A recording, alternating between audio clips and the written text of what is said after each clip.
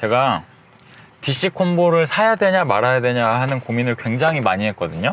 뭐 여러분들 뭐 아시는 분들은 다 아시겠지만, 테슬라 관심 있으신 분들은, 테슬라는 충전을 사실 슈퍼차저에서만 할 수 있고, 요 꽂는 꼬다리가 다르기 때문에 일반적인 국내에서 사용하는 DC 콤보나 뭐 완속 충전기는 사용할 수가 없습니다, 기본적으로는. 근데 완속 충전기용 J177인가 요 아답터, J177이 맞나요? 요 아답터는 차를 사면 기본으로 줘요. 이게 테슬라 충전기의 포트고, 요게 테슬라 충전기의 포트고, 요게 일반 완속 충전기, 국내 어디에나 있는 완속 충전기 포트죠. 이걸 기본으로 주기 때문에 일단 집에서나 회사에서 제 완속 충전을 할 때는 이걸 쓰면 불편함이 사실 없습니다. 이거 한번 끼는 게 뭐 되게 어려운 건 아니니까요. 돈 주고 사는 것도 아니고, 잃어버려도 뭐 4, 5만 원이면 살 수 있을 거예요. 이게 4, 5만 원이면 싼 건 아니지만, 슈퍼차저는 여기저기 많죠.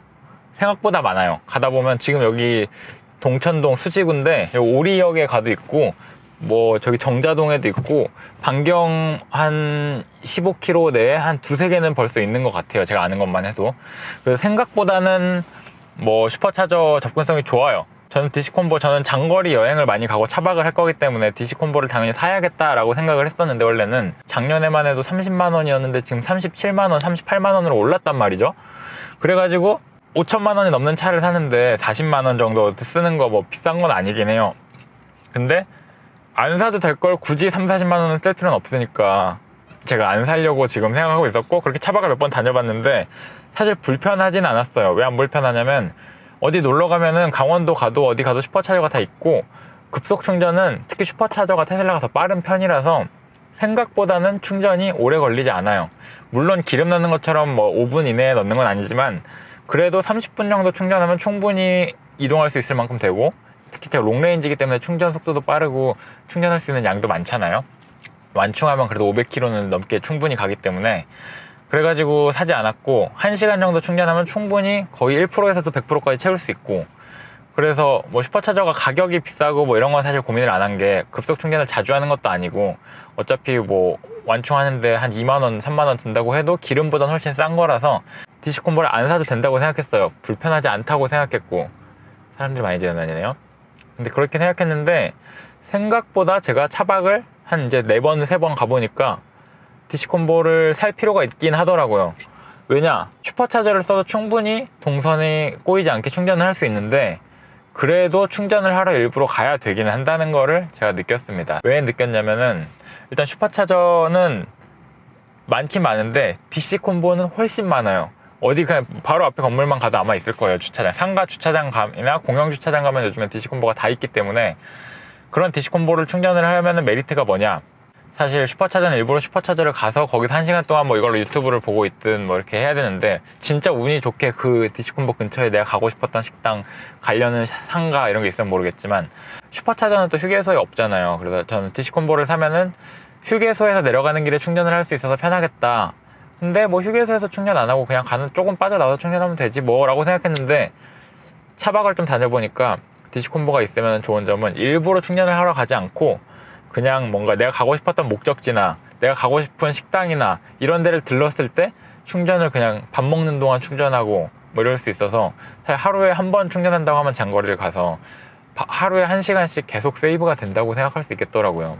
제가 밥 먹으면서 충전하고, 뭐 카페에 가고 싶은 카페 가서 충전하고, 물론 슈퍼차저 근처에도 카페가 있을 수 있겠지만 일부러 그냥 슈퍼차저 근처에 있는 카페를 가야 하는 거죠. 카페가 없을 수도 있고. 근데 DC콤보는 여기저기 다 널려있기 때문에, DC콤보가 충전기가 있는 곳을 가서 근처를 찾는 게 아니라 내가 가고 싶은 곳이 있어, 그럼 거기를 가.